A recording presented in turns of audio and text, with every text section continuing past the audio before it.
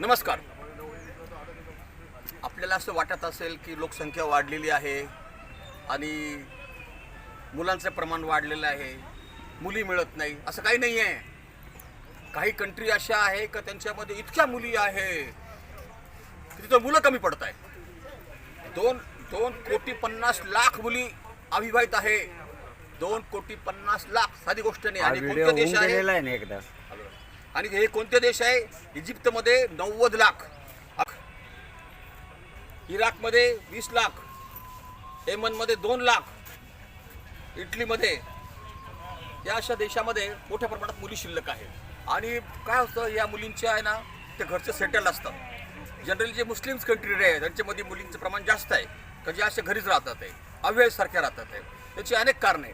त्यांना त्यांच्या लायक मुलगा मिळत नाही, मिळाला मुलगा त्याची आर्थिक संपत्ती बरोबर नसते, पण त्यांना करिअर करायचं असतं.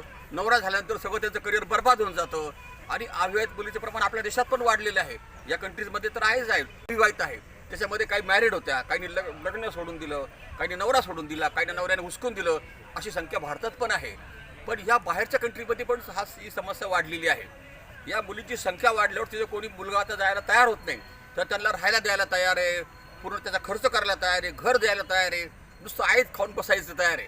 पण तरीही त्या मुलींना अजून कोणी मिळत नाही आहे.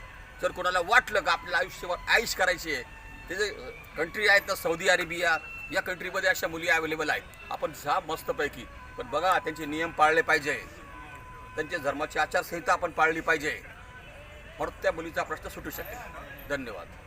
धर्मेंद्र चव्हाण या यूट्यूब चॅनलला सबस्क्राईब करायला विसरू नका.